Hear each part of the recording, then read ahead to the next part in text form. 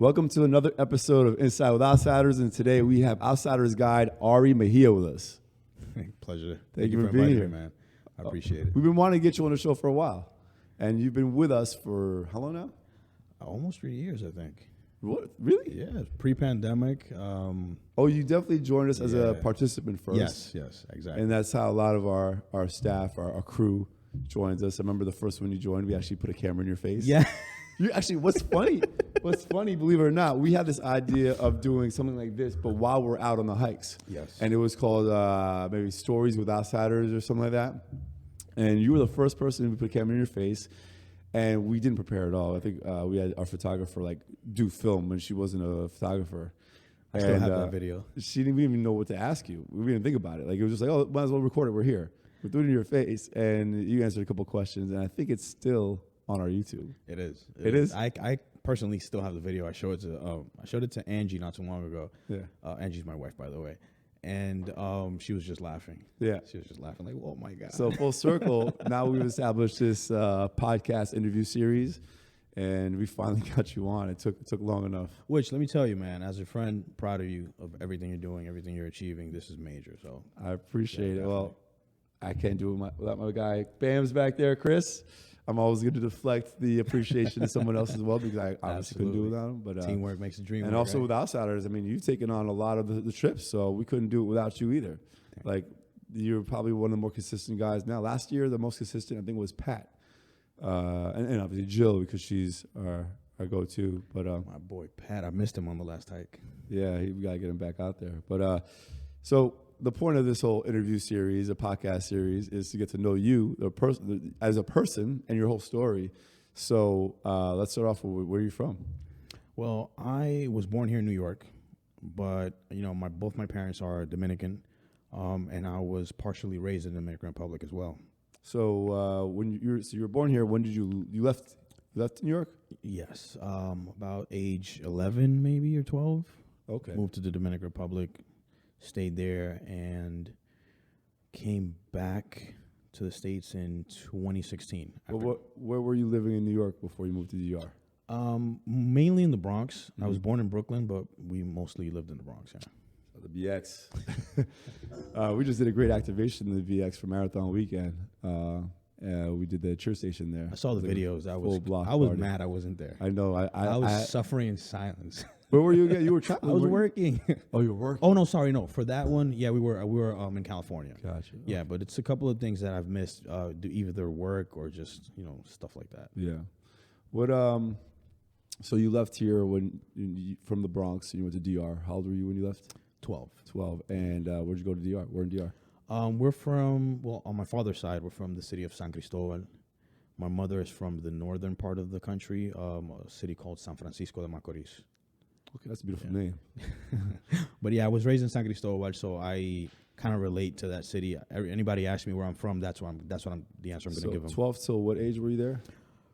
Ooh, 24.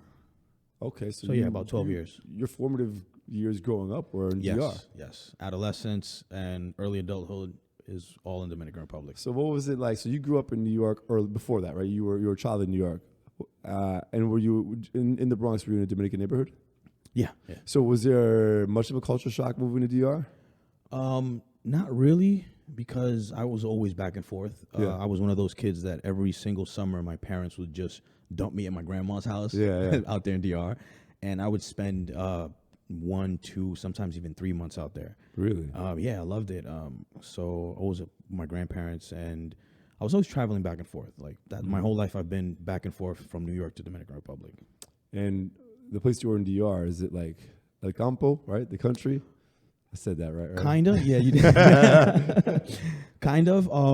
San Cristobal is a big city. I live in a suburban neighborhood. Nice place.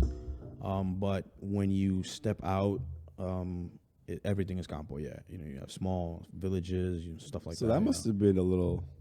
I mean, you were in the suburbs, so it's not comparable to Bronx, obviously. No. So was it slow for you? At all. It's never slow in DR, bro. Yeah. Nowhere. That doesn't exist. I mean, it's got to be a little bit quieter in the countryside. Yeah, I mean, living wise, yes, a nice neighborhood. We had a comfortable upbringing, but Just Dominican Republic is a happy place. There's always something going on. And Right. I wasn't the type of kid to like stay at home. Right. Like I was always outside. Okay, I well, was- yeah, perfect.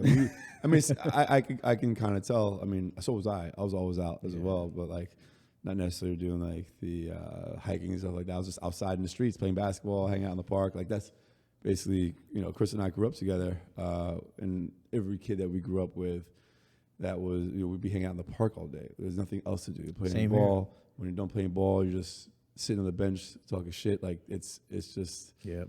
I think maybe that's the last generation to do that, because And it's kind of sad when you say it like that. But I was that kid. I had baseball dreams. I played baseball. Played, Okay.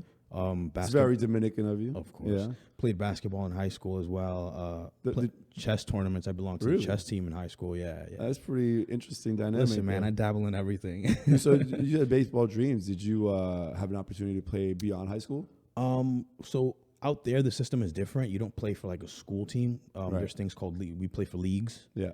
And the leagues, we do tournaments between us, stuff like that. And if you're a standout kid, you jump from a league to an official program, is what they call it out there, a programa. Yeah. And that's when you start getting trained to prepare for the pros, Gotcha. like to do tryouts So for is this for similar to MLB like, teams, It might sound like it might be similar to club teams in Europe, pretty much. where you excel, you keep going. The further you go up, the more you're groomed to be a professional athlete. Yes, it's actually pretty similar. How far system. did you make it?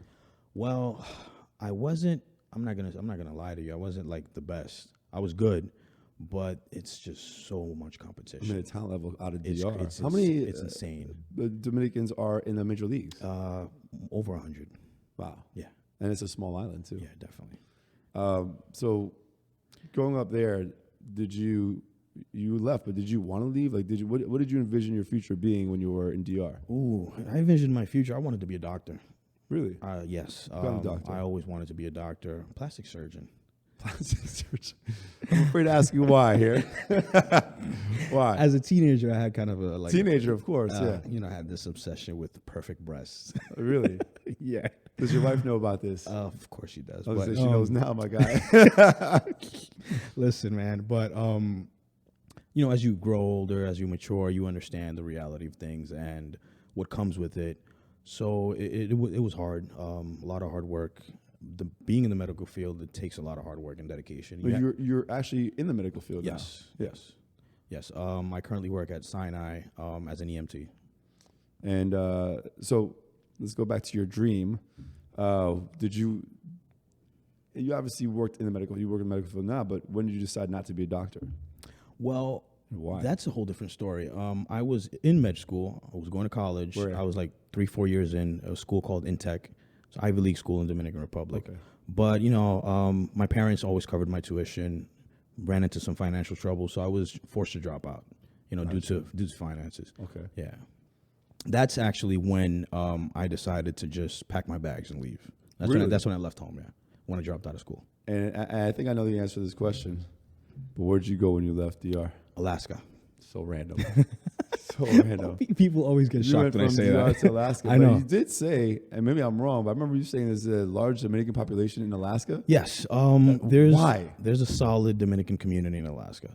Tell me how that works. Well, I know how a lot of these pockets of communities end up, one moves there and the others, but Yes. how the hell they choose Alaska? people follow the money. The weather is harsh. Winters are very harsh. It's not for the faint of heart. But Alaska has a system called the dividends, where because of the natural resources, every Alaskan resident is entitled to a yearly check. How much is that check? Depends on what Right, it depends what the on what the mining earnings are. mining makes. Yeah. Right. So When you were living there? when I was living there, first one was 1,800. The next year was a good year, so it was like 2,200 For a year? Yeah. So you don't have to pay taxes living there. There's no sales tax out there. But what about income tax? Income tax, of course, but No, not as state high. tax. Not as high as other states like New York. So there is a state tax. There is, yeah. So they paid you to live there, but then they still tax you. Okay, yeah, makes sense. I mean, it's still government. Come on, Uncle Sam always wants Yeah, his. of course. So wait, why did you decide Alaska? What did you do in Alaska? So I just at the time I was frustrated because I wasn't where I wanted to be. So I said, let me get away as far as possible, and just like reset. And that's exactly what I did. I mean, I went out there and I experienced natural beauty like I'd never had before, because the views, the mountains, I mean, it's insane, the natural beauty that's out there. Yeah.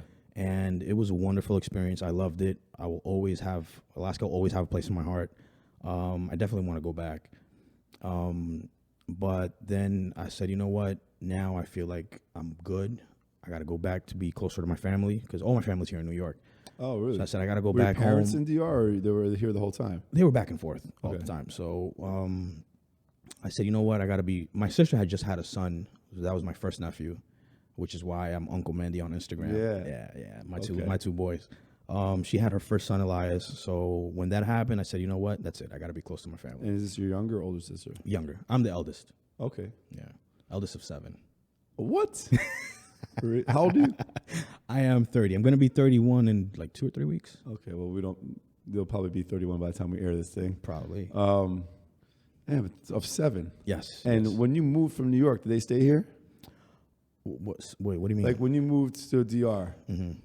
did you move there alone, or did you move with the rest of your siblings? Me and so my mom's kids, which is me, my sister, and my brother Junior, all 3 of us, we were the ones who lived out there at the same time all the time. Mom and dad were back and forth because they worked here. You know, they had work-life balance or whatever. But my other siblings are from different mothers. You know, other relationships my dad had. Mm-hmm. They all live here in New York. Younger? Yeah, they're all younger. Yeah, one of them lives in Houston, Texas. Okay. He's 22, I believe. Yeah. So your parents obviously are not together. No. Okay. No. So you said you were outdoorsy from the time as a kid. What did you like to do? Listen, man, everything and anything. One time, Because being outdoorsy as a kid and becoming outdoorsy as an adult, there's 2 different kinds of outdoorsy. Definitely. So what were you doing as a kid outdoorsy?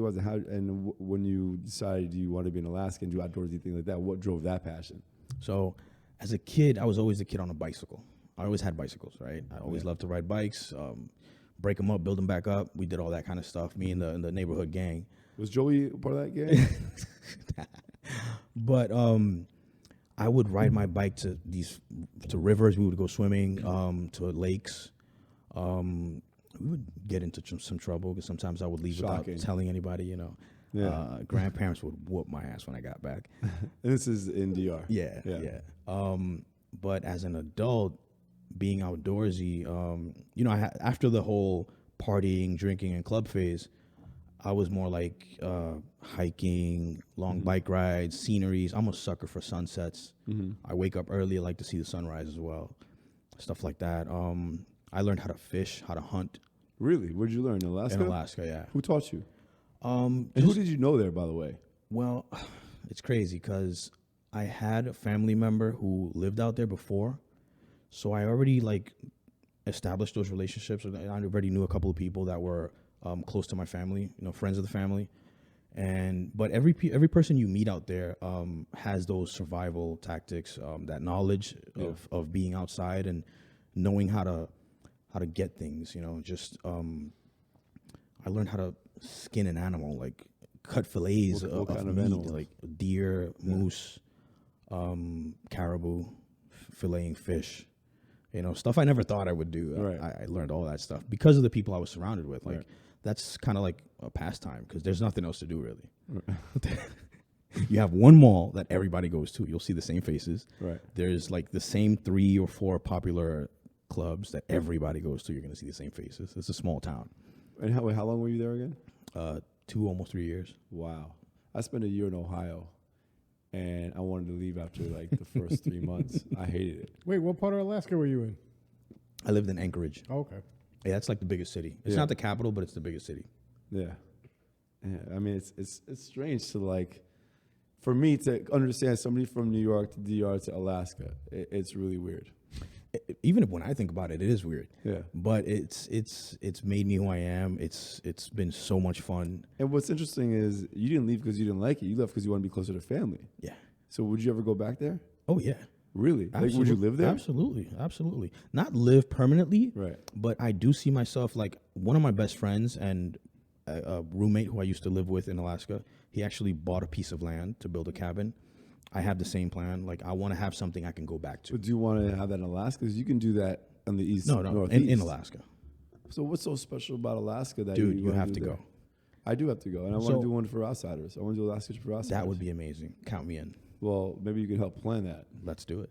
Let's Same do way it. I'm going to help you plan the DR The trip. Archer, yeah. Hell Although I think Alaska's gonna be more of a draw, only because DR people feel like it's more accessible, and there's so much tourism there that it's easier to plan a trip. I actually took the first step with the logistics. I forgot to tell you that. All right, we'll go over it off camera. But we'll talk about that later. Yeah. I got started already on that. Perfect. So all right, so you came back to New York in 2016.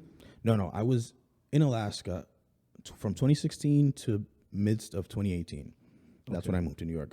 Specifically, So I met you a year into your time in New York. April. Yeah. So when did you go to school for being an EMT? Well, that Where? I got trained in the hospital because I go to school for respiratory therapy. Right now, currently, You're still a student. currently, yes, At work, I guess. Yes. Okay. yes. But I became an ENT within the hospital. Like I went up the ranks, took their trainings. You know, I've always been I'm never still.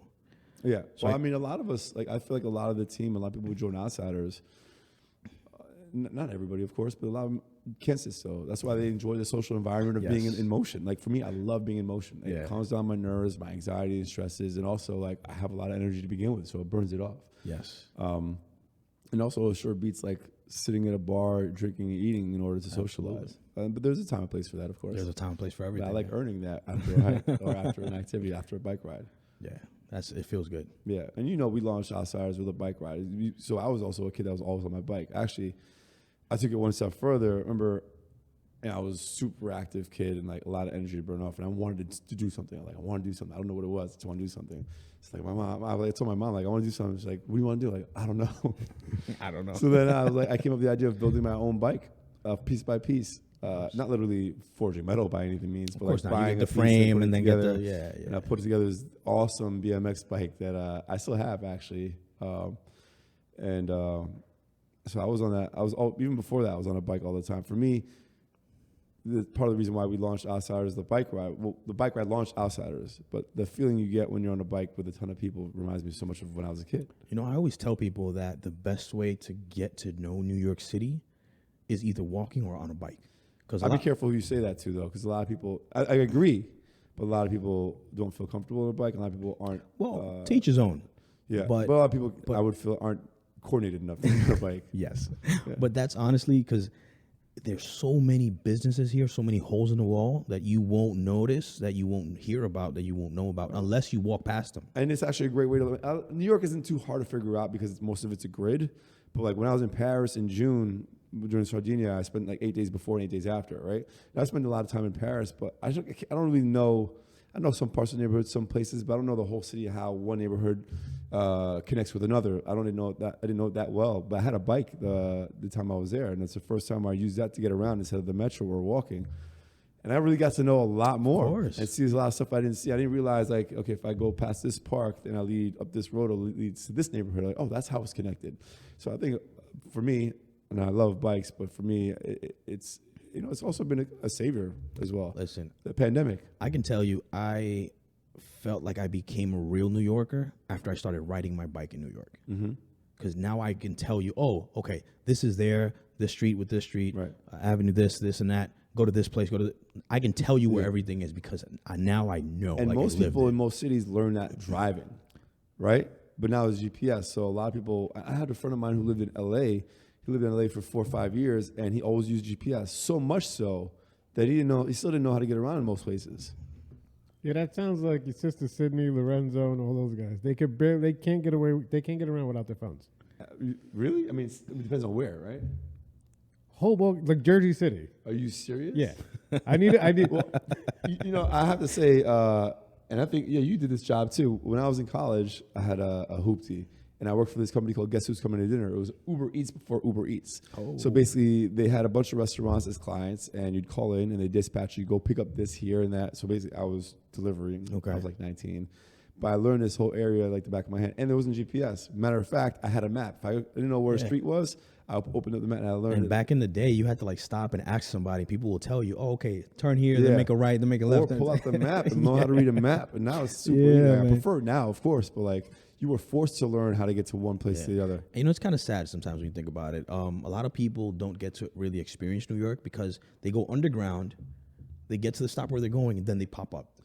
That's no way to really get the feel for it. Well, then you're also not exploring neighborhoods that aren't part of your daily routine. Exactly. So exactly. you might not be seeing like implants are usually in Lower East Side, mostly Williamsburg, and that's their world, right? They don't know about Uptown, Astoria. I think Astoria is one of the best neighborhoods. Well, Queens as a borough itself, to me, is one of the best boroughs ever. It's the most culturally diverse Yes. in the world. You can find any food of any country in the world in Queens. It's crazy. I love it. I agree. Where do you find Dominican food in Queens? Oh my God. Jackson Heights, Yeah. anywhere, bro. I was just saying, But Jackson Heights has it all, though. Washington Heights is not Queens. Is that the best Dominican foods in Washington Heights? Oh man, best Dominican food. You can't just say the best. I guess it's different meals and stuff. Different places are better at different things. Yeah. But there's a couple of good spots. Well, let's get back to you. Besides, because we can talk about food all day. So you come back to New York, and did you get this job right away at the hospital? No, I actually started working for Chase. I was a banker. How'd you? At Chase. Did you study finance? No, I'm good with my words. You're a hustler. He's a liar, ladies and gentlemen. That's what he's trying to say. So no, I'm very personable. Agree. I'm not afraid to. I'm the person who can sit next to you at the bar, and by the end of the night we'll be friends. Well, that's your biggest strength as far as outsiders goes. I think people, I get compliments about you and Angie on a regular basis. People actually asked me recently. I was at on Saturday when you weren't there. The start of the Outsiders, and so, how's Angie and Ari doing? Like they're the greatest, the best. Socially, you guys are amazing. That's nice. Thank you. Got to work on you being on time, but you guys are amazing. Cut that out, please. But I'm sorry, we don't cut none.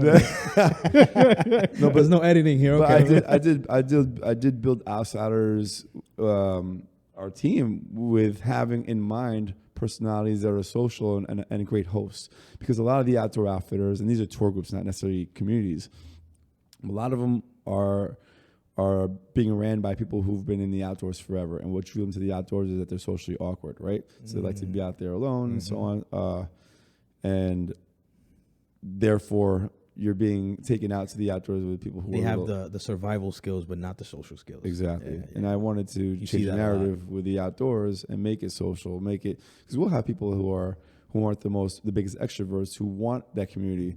And if they're out there with somebody else who is socially awkward, they're not going to get brought into the conversations, brought into the group, and feel like they belong. And that's what we do a great job of, and that's what you do a great job with. Pat does a great job, but you find our whole team does an amazing job. I've noticed that. I've had conversations with people on trips that they show up, they don't say hi to anybody, they're just in their own corner. But once we approach them, the energy is there, and people can feel that. I mean, and they end up being like, "Wow, I'm so glad I came because I didn't know what to expect. I'm not a social person, but you guys just make me feel so welcome." And I love that feeling too. So, and I know how they feel because, you guys, I'm sure will find it hard to believe, but for me, being the one that's either throwing the party or organizing your event, people are introduced to me, right? But when it comes down to me having to break the ice and introduce myself to someone out of the blue, like a cold call, I'm terrible. I force myself on occasion, but I'm bad at it. So I feel like that warm introduction makes it so much easier to connect with other people, and that's the goal. Like we spoke like, hey, if you see anyone by themselves, bring them in, introduce them, and then when they show up, I'm like, hey, did you come by yourself? And they say yes. No, you didn't. You came with us. You were like 30 other people. So there you go. It's that makes me happy. But okay, back to you again. So you talked your way into being a banker. How long were you doing that, and what made you leave that? And did you get fired because they realized you're full of shit? No. I was there for like 6 to 8 months. I'm kidding, by the way. Come on, man. It's me you're talking to. I was there for like 6 to 8 months. I was part-time. Okay. So that wasn't cutting it because I wasn't, making enough to survive. This is New York City, Yeah. And then I got a part-time job as well as a patient transporter at Mount Sinai. So I was doing both jobs at the same time. Then when I started getting more hours at Sinai, I became full-time. That's when I dropped the bank. Yeah. I, put in my 2 weeks notice. I'm gone. Right there, not even 6 months in, like right after I passed my probation period in Sinai, I was the transporter that walked around with 10 resumes in his jacket. Okay. And every department I went to, I'm like, are you hiring for a PCA, nurse's aide? Every single department, every nurse admin, every nurse, I would ask everybody to every single floor I went to. People already knew me because, he's the guy who's handing out resumes. And then like at 6 months, 8 months in, I got my first call for pediatrics, the pediatric ICU. Oof. And right after that one, like 7 simultaneous calls offering me positions within the hospital. Yeah. And people always ask me, like, because there's still people till this day that I started with that are still doing transport. And they always ask me, yo, how do I get out of here? How did you do it? I'm like, bro, you have to want it. You have to put the work in. You also do, and, you know, other qualities is too well spoken, like you said. And you know, I put the work in. I wanted it, and I went for it. That's just what I do. Like I see something, I want it. What drove you to be in the medical field in the first place? Like, you obviously went back looking to be part of it. What was the first thing that drew you to it? That's a beautiful thing. That comes from my childhood and my grandmother. Tell me. My grandmother was always the nurturing, the caring one. She took care of everybody in the family. Not one person got sick that didn't call my grandmother. Really? Yeah. Was she a doctor? No, but that home remedies. Yes, exactly. She was a natural home remedy. You do this or take this, and I always asked her. I remember one day I had this conversation with her. I'm like, Mom, I was calling Mama. So I'm like, Mama, why do you know so much? Why aren't you a doctor? Me as a kid, I just asked her, like, why aren't you a doctor? Oh, I wish I were one. That's what she told me, and that's when I thought, I'm like, oh, then I'll be one.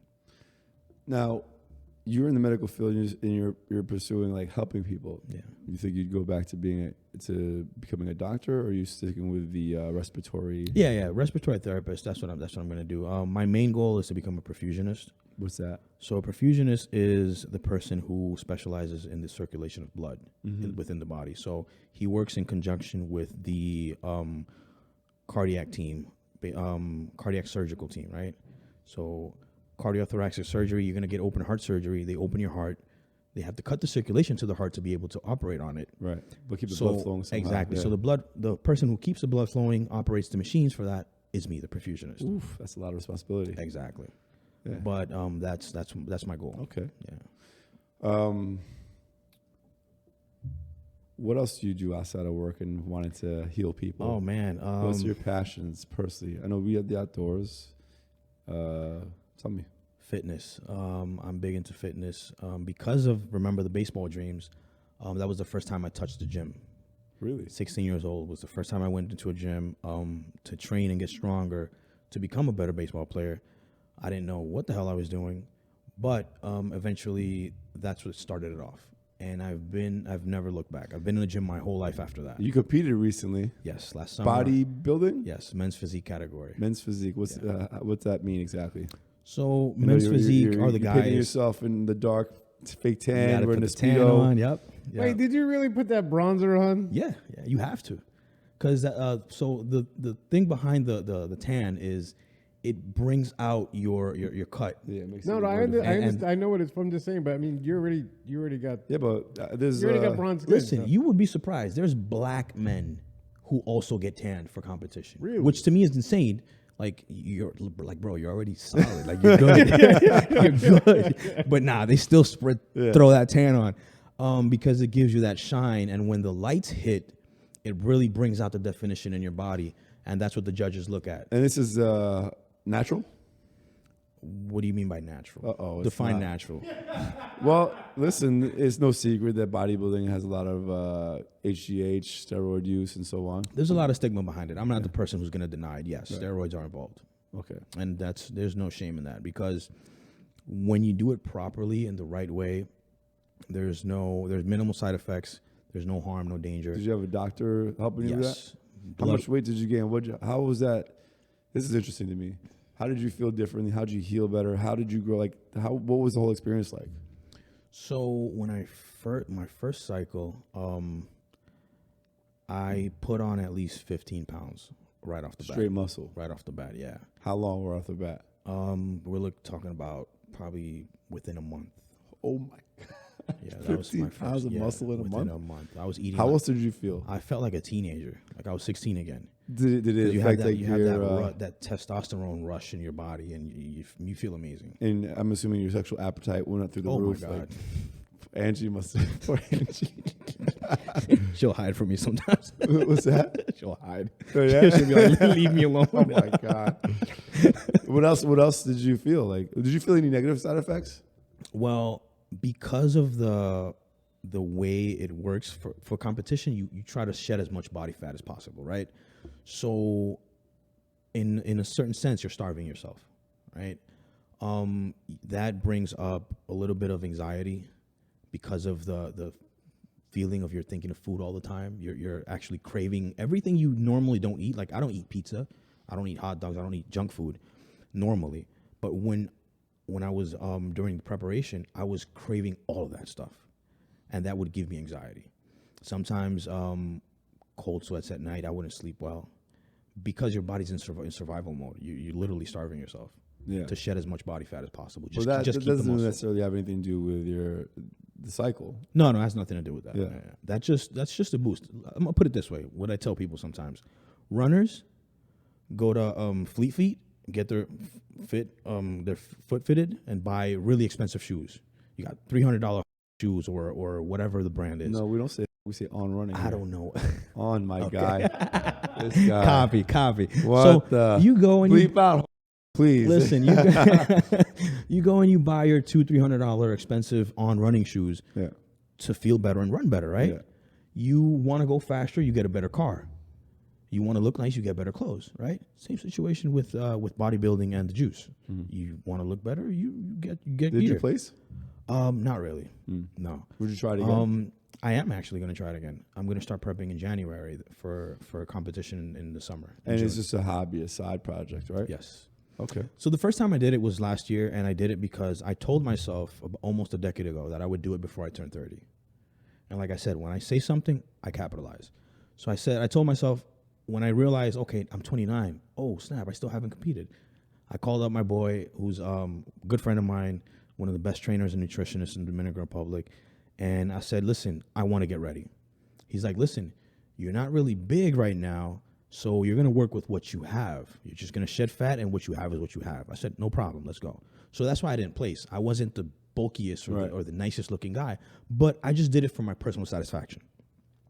This year, I'm really putting on weight. I'm really getting big because when I shed that fat, I want to look my best on stage. Yeah. Speaking of looking best on stage, you gotta get Ifani in this competition. He's ready this right guy now. walking around daily Listen, is ready. get me some baby oil and get it Right? on stage right now. Mr. February. It's insane. That dude like walks around like on his regular day. And we've had these conversations. Yeah, I okay. love his physique. Yeah. And I'm like, bro, how do you do it?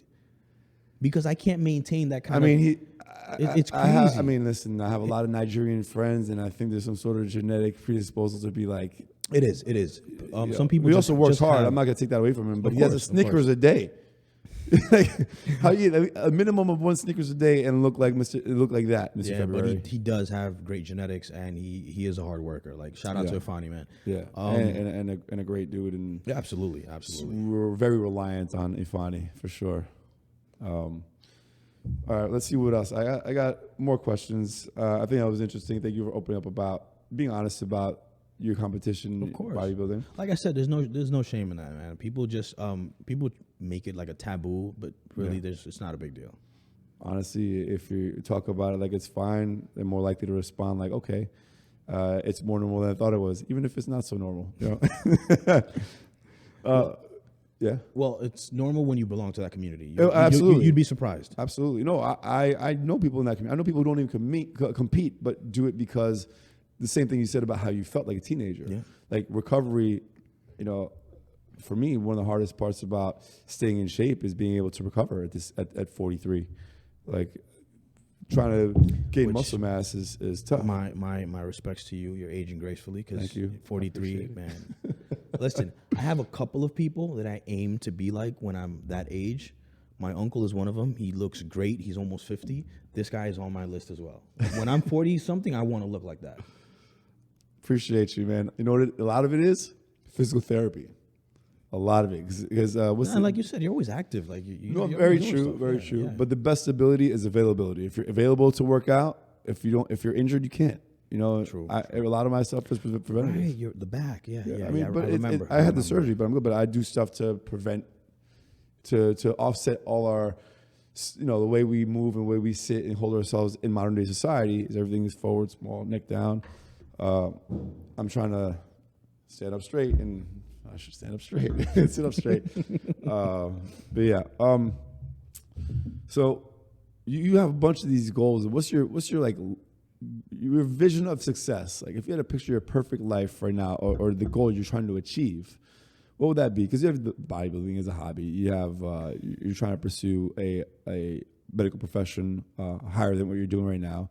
You love the outdoors, and hopefully we can have you on the team for a very long time. But what are your goals? So I'm very family oriented. I'm big on family. So if in the near future or in the long run, I have financial stability, emotional stability, and I love that you said that. And peace. I love that you with said my that. family near me, like not just your core family, wife and kids. Yeah. 'Cause eventually, I aspire to have a few children. Yeah. But also, your relatives not too far away that you can rely on. To me, that's happiness. Yeah. And to me, that's it. You really don't need much. If you're stable financially, you can take care of yourself. You don't have to be the richest guy on the block.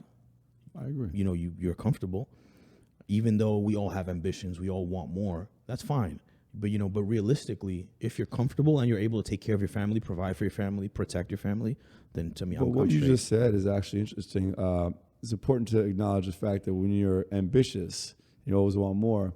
That's not necessarily healthy to always want more. Ambition is good, but to always want more means you're never satisfied. Never satisfied. And that's something I worry about, or I think I've achieved an understanding and more of a balance in what I want now. But I remember having a therapy session, and they're like, "Yeah, but would you feel comfortable with $2 million in the bank, $3 million, $20 million, or would you feel like you might lose that, so you need to get more?" And I was like, "Well, you know what?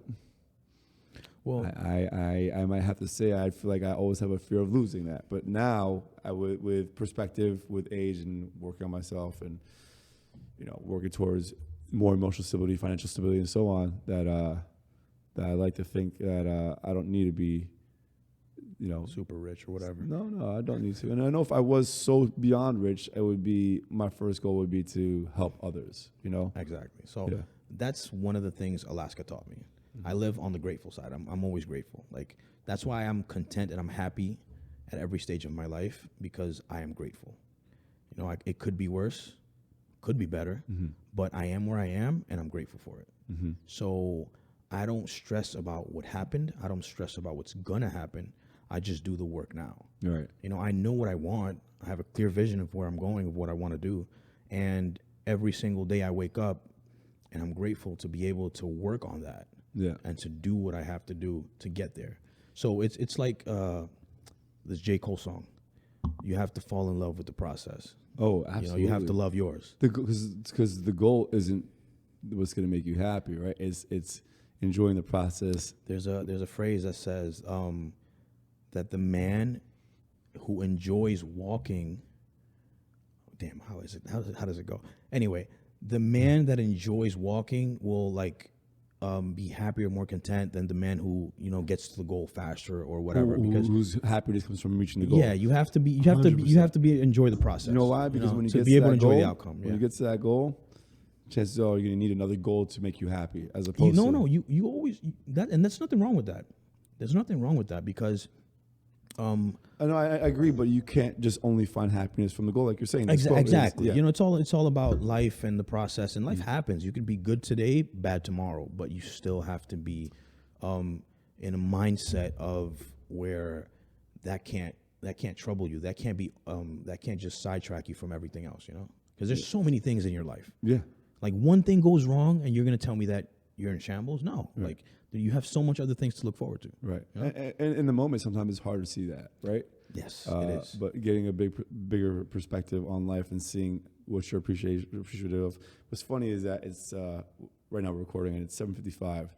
I turn my alarm off because I don't want to get yelled at, but I have an alarm every day. It's a gratitude alarm.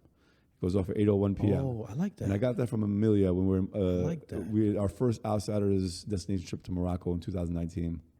Every day at 8:01 p.m., her phone would go off and she'd ask everybody, she'd say, gratitude alarm, what are you grateful for? And I'm like, wow, I really love that because it gives you a chance to see what you're grateful for. Now I'm going to every jump day. on that. I'm going You to should, set a absolutely. I'm I going recommend everybody. I'm going to set that alarm for Yeah, myself. 8:01 p.m. I like that. What are you grateful for? And it's great. I love being able to look back, like, even if you had the worst day, like, you know what? You can find something to be grateful for. Absolutely. So let me ask you a few more questions here. What is your most embarrassing moment? Oh, my God. I always got to bring this up for context. We always do at this point. There's two people who hold the throne right now. Javier, who was, and we say this every episode, and I have to, getting on a public bus on the way to high school in Atlanta. He's wearing those snap-off pants. Gets on the bus, door closes, catches one of the pants. He walks up the stairs, the snap-off pants rip off. He's standing in front of the bus in tidy whities. That's Javier. And then Ken Tanaka, I'm trying to give you time to think a little bit. Ken Tanaka ran the New York City Marathon with food poisoning.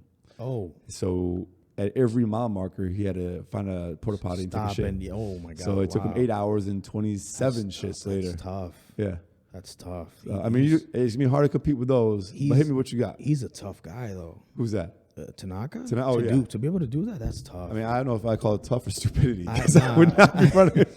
I mean, you got to respect it, though. Like, he wanted to run the marathon, period. He's a man who does not accept failure or accept achieving his goals. That's wow. He's to me, that's wow. Like, that's crazy. But one of my most embarrassing things, I was on a public bus as well, just like Javi, and I had been drinking a lot. I was in college. I'd been drinking a lot. I didn't drive back home that day because was it in DR? Yes. Okay. Because I was pretty messed up. So I didn't drive. I just left my car at my boy's house. Instead of staying over, I was like, nah, I gotta go home. I don't like sleeping in other people's beds, whatever. Yeah. Just me being proud or whatever. And I took the bus back home. It was pretty late, and as soon as I got on the bus, I had to pee. Dude. And it was probably like 45-minute ride till I got there. And when you get there, you have to hop on a motorcycle, the moto taxi, to get straight home. Like, the bus would just leave you in the city. Right. Then over there is very popular, the motorcycle. You take a moto taxi everywhere. So when I got on the bus, I immediately had to pee. When I felt the cold AC. Yeah. Oh my God! Like 20 minutes in, I just couldn't take it anymore, and I kept asking for a stop, but we were on the highway, so the bus could not stop. And well, how many people were on this bus? The bus was full. Full? And I was in the back. So I ended up having an accident, and when I finally yelled out, I couldn't take it anymore out of desperation. I told him to stop the fucking bus. He stopped at the first stop he could, and I had to walk through the aisle from the back of the bus, pants drenched, all wet.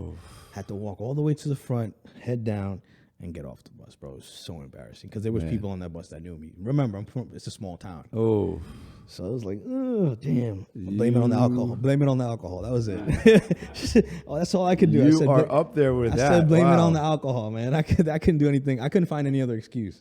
that is embarrassing. Listen, you know how people say the walk of shame? Yeah. That was my walk of shame. That was your walk of shame for sure. I appreciate you sharing that. Wow, that competes with those guys. Now you're going to be mentioned. So now you're known on the podcast as the third most embarrassing. You know what? I think mentioning their two stories beforehand probably motivated me. Hey, that's what it is. That's what it seems like. Because most people don't want to share their embarrassing. Yeah, exactly. I think it's important. Hey, listen, man, I have no shame. Trust me. It's important for our podcast. Life happens, bro. Life happens, man. All right. So, is there anything I haven't asked you? Anything you want to share about yourself? It could be anything. Oh man.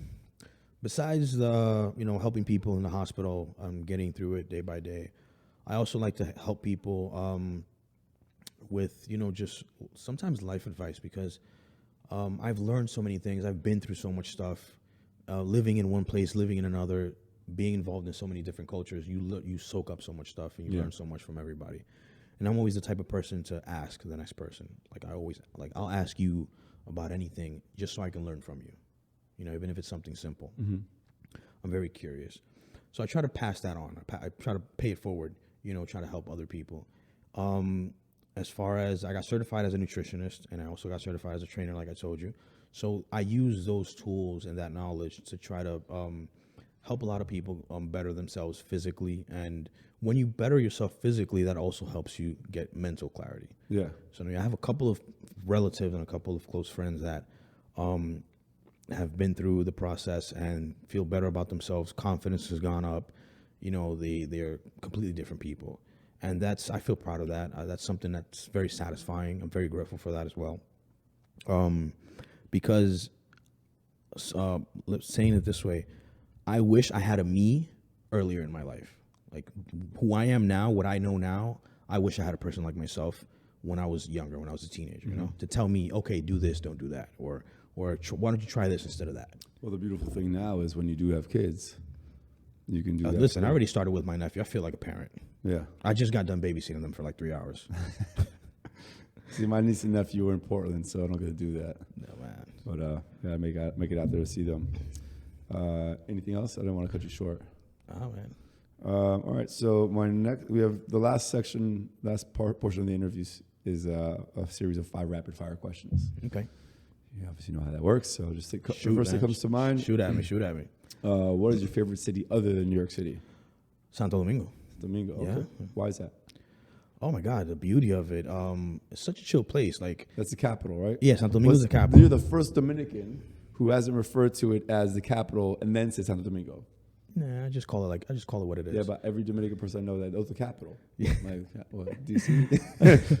Exactly, because if I tell you the capital, I mean, capital of what? I wouldn't know because you're Dominican. Okay. I already know. Yeah. But Santo Domingo is the type of place where I was in school and I would get done with class and we would hop in a car and 30 minutes later I'm at the beach with a beer in my hand. Yeah. So I love that. You can't beat that. Surprised you're not on the West Coast.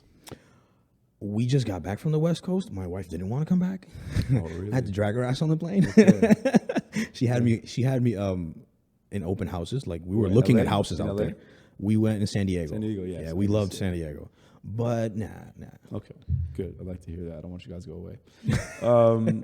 If you could do any other profession unrelated to anything that you're doing now, what would that be? Ooh, I'd be an athlete. Yeah. I know the first thing that came to mind when I asked you that question just now would be baseball player. Yeah. Yeah? Is that your dream? Okay. What's your vice? What's my vice? Oh my God! Besides my wife, Oh my God. Your wife is honestly one of the nicest people, super helpful. I mean, I love her. Like your wife is dope, and I appreciate you bringing her onto the team. Yeah, definitely. She loves it too.